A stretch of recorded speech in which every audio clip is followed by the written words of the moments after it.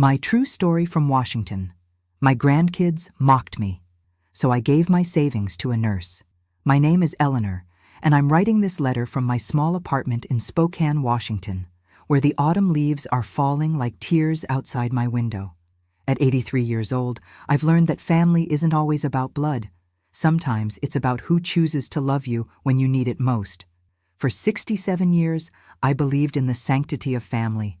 I raised 3 children with my late husband Harold, working double shifts at the local diner to put food on the table and clothes on their backs. When my grandchildren came along, sweet little Emma, mischievous Tyler, and baby Sarah, I thought I'd found my purpose again. Those tiny hands reaching for me, those sleepy smiles, those first steps taken toward my outstretched arms, they were everything to me. I spent my golden years not on cruises or hobbies, but on my grandchildren. Every weekend, I'd drive my old Honda Civic 40 minutes to their house, pockets full of butterscotch candies and homemade cookies. I'd sit cross-legged on the living room floor, reading Goodnight Moon for the 100th time, my arthritic knees screaming in protest, but my heart singing with joy. When Emma started school, I was there for every play, every science fair, every soccer game.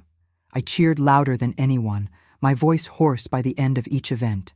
When Tyler struggled with math, I'd sit with him at my kitchen table for hours, patiently explaining fractions and long division until his face lit up with understanding. When Sarah had nightmares, I'd hold her close, humming lullabies my own mother sang to me in her thick Irish accent. I gave them everything I had, not just my time and love, but my money too. Birthday presents that stretched my Social Security check thin. Christmas mornings where I'd arrive with bags full of toys I'd spent months saving for. When their parents faced financial struggles, I quietly helped with rent payments, grocery bills, and Emma's dental work. I never asked for anything in return except their love and respect. But somewhere along the way, love became expectation. Gratitude became entitlement. The sweet children who once ran to hug me at the door began to barely look up from their phones when I arrived. The teenagers who used to tell me about their dreams and fears started treating me like an inconvenience, a burden they had to tolerate. It started small, almost imperceptibly. Emma, now 16, would roll her eyes when I'd ask about her boyfriend or her college plans. "God, Grandma, you wouldn't understand," she'd say, her voice dripping with teenage disdain. Tyler, 14 and full of himself, would smirk when I'd struggle with the TV remote or forget where I'd put my glasses. "She's losing it," he'd whisper to his sister, not caring that I could hear every word. But it was Sarah, my baby, who hurt me the most. At 12, she'd become cruel in the way only children can be. She'd mimic my shuffling walk behind my back, making her siblings laugh.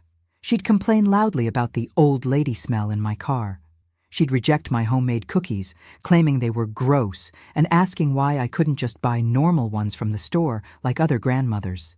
Their parents, my own children, said nothing. They'd watch these interactions with uncomfortable silence, sometimes even chuckling at their children's wit.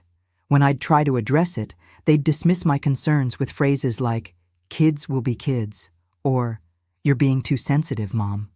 They'd act as if my feelings didn't matter, as if I was overreacting to harmless teasing.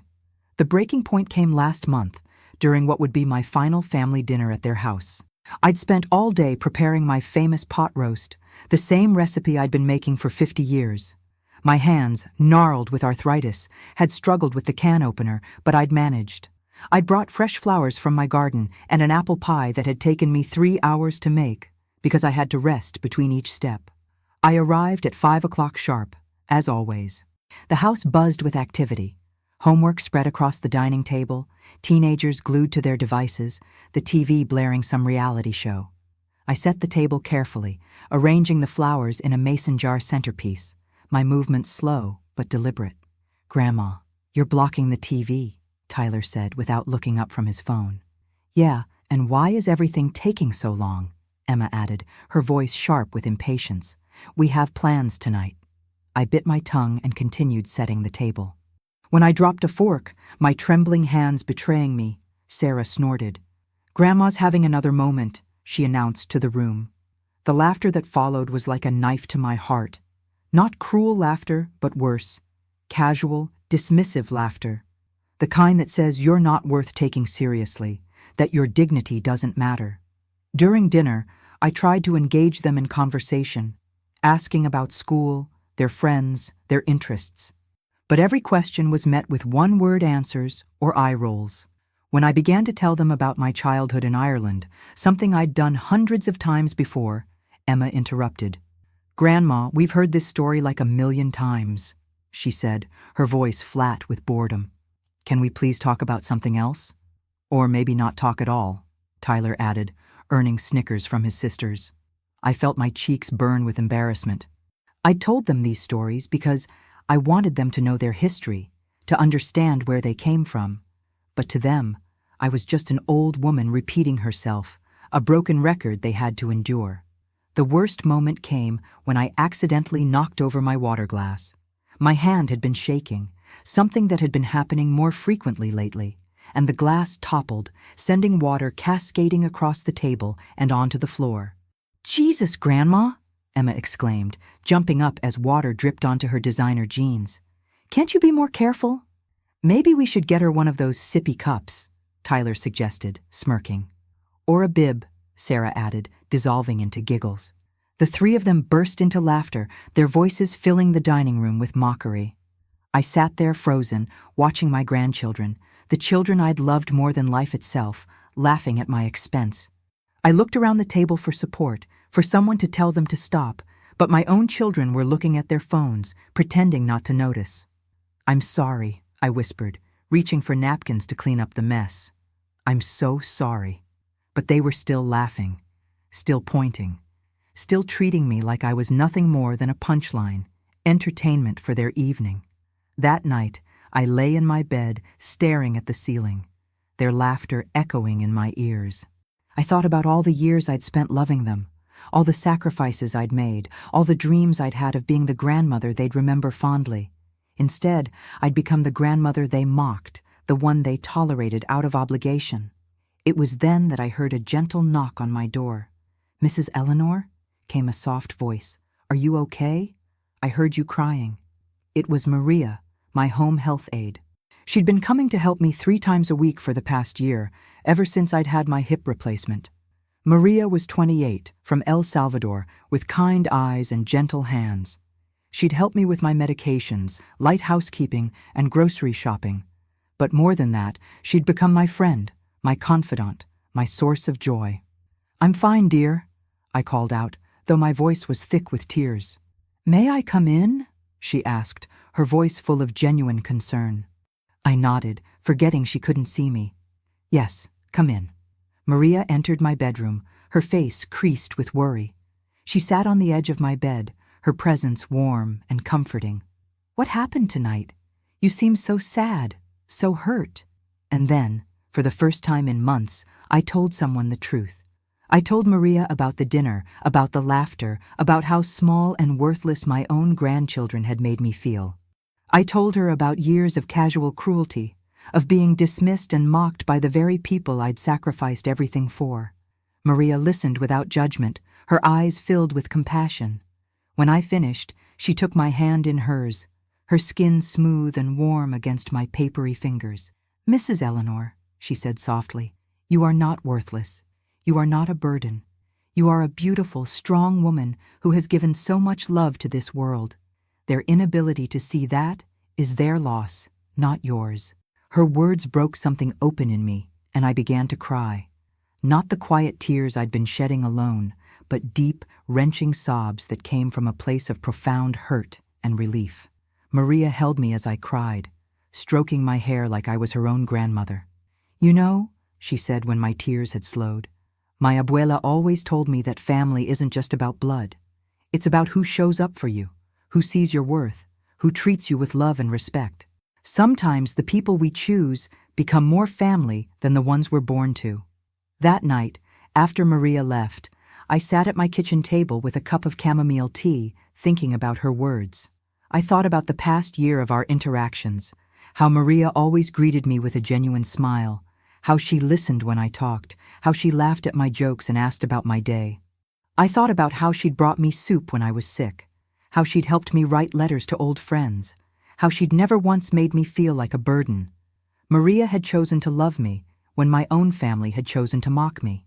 She had chosen to see my worth when they had chosen to see my flaws. The next morning, I made a decision that would change everything. I called my lawyer, Mr. Henderson, and made an appointment to update my will. He'd been Harold's lawyer for decades, and he'd handled my affairs since Harold's death 15 years ago. "Are you sure about this, Eleanor?" he asked gently after I'd explained my wishes. "This is a significant change. Have you thought about the consequences?" "I've never been more sure of anything," I replied. "I want to leave everything to Maria Santos. She's earned it in ways my family never has."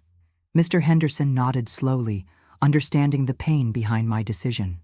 "I'll need her full name and documentation for the will. And Eleanor, I think you're making the right choice." "I'll get the information from her," I said. "And Mr. Henderson, I want to keep this between us for now."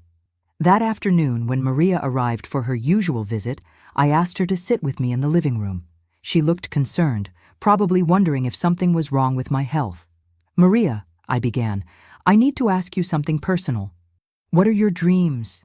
What do you want to do with your life?" She looked surprised by the question. I want to become a registered nurse," she said quietly. "I'm taking classes at the community college, but it's expensive. I'm supporting my little brother back home, and sometimes I have to choose between school and helping my family. It's hard." "A nurse," I repeated, smiling.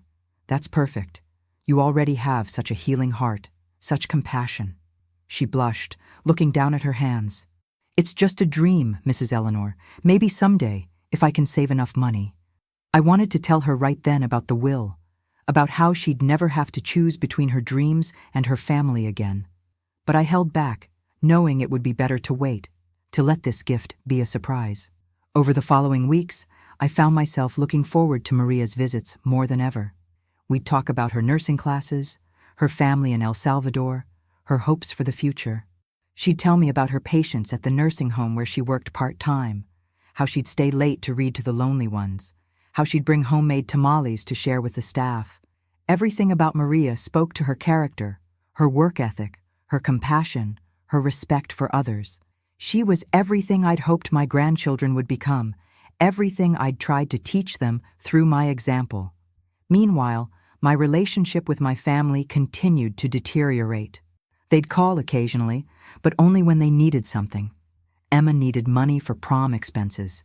Tyler wanted help with his car insurance. Sarah expected me to babysit her friend's bratty little brother because you don't have anything else to do anyway. Each request stung, but I fulfilled them anyway, knowing they would be my last gifts to them. I began to see these interactions differently, not as opportunities for connection, but as confirmations of my decision. The final straw came during Emma's 18th birthday party. I'd been invited, more out of obligation than genuine desire for my presence.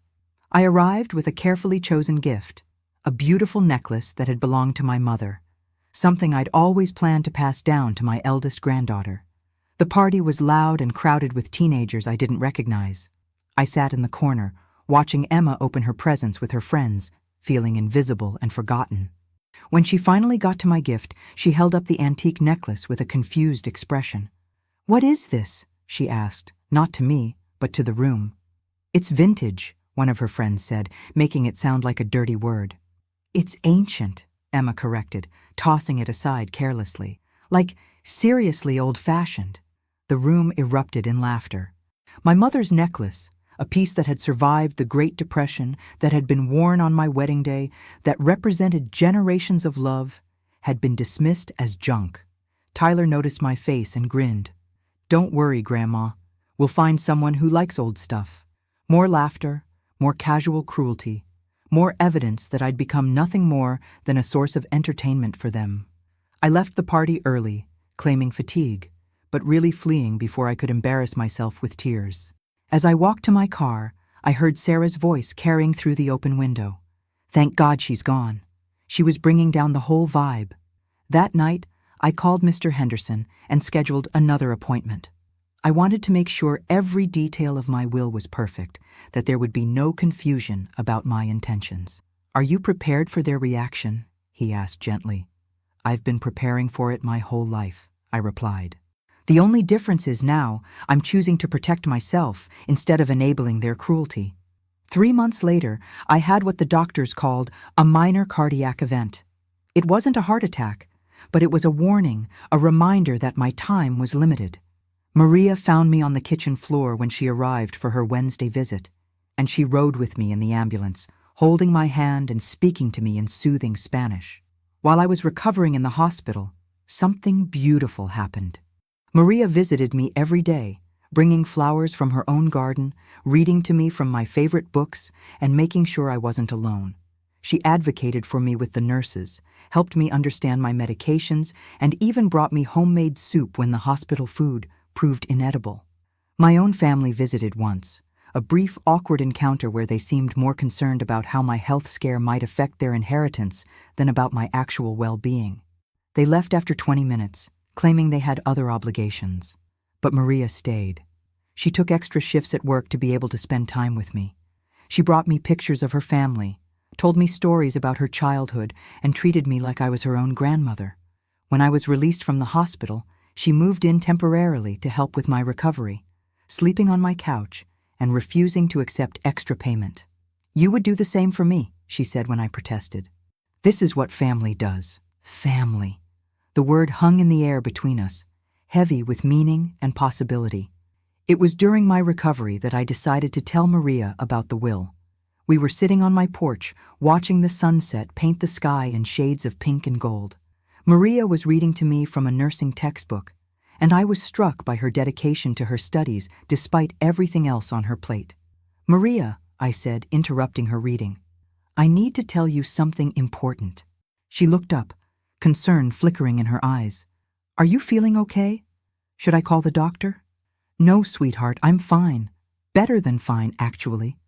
I took her hand in mine. "I want to tell you about my will, about what I've decided." Her face went pale. "Mrs. Eleanor, you don't need to talk about that. You're going to be fine." "Yes, I do," I interrupted. "I've made you my sole beneficiary. Everything I have, my house, my savings, my investments, it's all going to you." She stared at me in shock, her mouth opening and closing wordlessly. Tears began to form in her eyes. "I know it's a lot to process," I continued, "but you've been more of a daughter to me than my own children, more of a grandchild than my own grandchildren. You've shown me what real love looks like, not the kind that comes with conditions or expectations, but the kind that simply is." Tears began streaming down her face. "Mrs. Eleanor, I can't accept this. It's too much. What about your family? What about your grandchildren?" "My family made their choice," I said firmly. "They chose to see me as a burden, as someone to mock and dismiss. But you chose to see me as someone worth loving, someone worth caring for. That's the difference." She was crying harder now, her shoulders shaking. "I don't know what to say. I never wanted anything from you except to help." "I know," I said. "That's exactly why you deserve it. Say you'll use it well. Say you'll finish nursing school and help other people the way you've helped me. Say you'll remember a silly old woman who loved you like her own." "You're not silly," she whispered.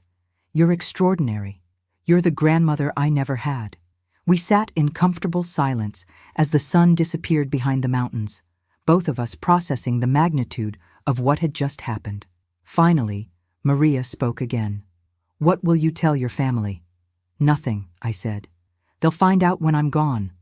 And maybe, just maybe, they'll understand that love isn't something you can take for granted. Maybe they'll realize what they lost when they chose cruelty over kindness." The months that followed were some of the happiest of my life. Maria continued her nursing classes with renewed energy, knowing that her dreams were now possible. She'd study at my kitchen table while I cooked dinner, and we'd discuss her assignments over homemade meals. She'd practice taking vital signs on me, her touch gentle and professional. We became a real family, not bound by blood, but by choice. We celebrated her graduation from the nursing program with a small party in my backyard. We cried together when she got her first job at the children's hospital. We laughed until our sides hurt over shared memories and inside jokes. Meanwhile, my relationship with my biological family continued to fade. They'd call occasionally, usually when they needed something, but I'd stopped saying yes to their requests. I'd politely decline to babysit, to loan money, to attend events where I'd be ignored or mocked. "What's gotten into you, Mom?" my daughter asked during one of our rare phone calls. "You used to always be available." "I'm just tired," I said, which was true. I was tired of being taken for granted, tired of being treated like I was invisible, tired of giving my love to people who didn't value it. "Well, the kids are asking where you've been," she said, though I doubted this was true. "Are they?" I asked. "Or are they just wondering why their ATM has stopped working?" The silence that followed told me everything I needed to know. As I write this letter, I'm sitting in my garden, watching Maria plant new flowers in the bed by my front window. She's humming a Spanish lullaby her grandmother used to sing to her, and the sound fills me with contentment. At 83, I've finally learned what it means to be truly loved and valued. My lawyer has assured me that everything is in order. When my time comes, Maria will inherit not just my material possessions, but something far more valuable: the knowledge that she was chosen, that she was loved, that she made a difference in someone's life. I think about my grandchildren sometimes, and I feel sad for them. They'll never know the joy of being truly generous, of loving someone without conditions, of seeing beyond themselves. They'll inherit their parents' house and possessions, but they'll never inherit what I've given Maria: the understanding that love is a choice we make every day. To anyone reading this who might be in a similar situation, I want you to know that it's never too late to choose love over obligation, respect over blood, kindness over cruelty. Family isn't about who shares your DNA. It's about who chooses to share your life with intention, compassion, and genuine care. Maria has shown me that there are still good people in this world, people who see value in the elderly, people who understand that wisdom comes with age, people who treat others with dignity regardless of their circumstances. She has been my guardian angel, my chosen daughter, my proof that love exists in unexpected places. As I close this letter, I'm filled not with bitterness toward my family, but with gratitude for the lesson they taught me. They showed me that love cannot be forced, that respect cannot be demanded, that value cannot be proven to those who refuse to see it. But they also led me to Maria, who showed me that none of those things need to be fought for when you're with the right people. My savings account will go to someone who earned it through kindness rather than entitlement. My house will go to someone who made it feel like home rather than someone who saw it as an eventual inheritance. My love will go to someone who returned it rather than someone who took it for granted. This is my true story, and this is my choice. I am Eleanor Thompson, and I chose love over blood, respect over obligation, and kindness over cruelty. I chose the family that chose me back. I want to share one more memory that solidifies why I made this choice. Last Christmas, I invited my family over for what I knew would be our final holiday together. I spent weeks preparing, making all their favorite dishes, decorating the house with care, and buying thoughtful gifts despite my limited budget. When they arrived, they seemed distracted, rushed. The grandchildren barely acknowledged my efforts, more interested in their phones than in spending time with me. During dinner, when I tried to share a story about Christmas traditions from my childhood, Sarah actually rolled her eyes and said, "Here we go again with the old stories." But when Maria stopped by later that evening to check on me, she saw the beautiful table I'd set, the homemade cookies, the carefully wrapped presents that had been barely touched. She sat with me and listened to every story I wanted to tell. She helped me clean up, admired my decorations, and made me feel like my efforts mattered. That night, I knew with absolute certainty that I was making the right choice. Maria had given me something my own family never could: the gift of feeling valued, heard, and loved without conditions. Today, as I finish this letter, Maria is in her final semester of nursing school. She's going to make an incredible nurse, bringing the same compassion and dedication to her patients that she's shown to me. When she graduates, she'll have the resources to help her family in El Salvador, to pursue her dreams without financial stress, and to continue spreading kindness in the world. My grandchildren will grow up and perhaps one day understand what they lost when they chose mockery over love. They'll inherit their parents' possessions, but they'll never inherit the most valuable thing I had to give, the knowledge that they were truly, deeply loved by someone who would have given them everything. I am at peace with my decision. I am Eleanor Thompson, and I chose love over blood, respect over obligation, and kindness over cruelty. I chose the family that chose me back. With all my heart and hope for the future, Eleanor.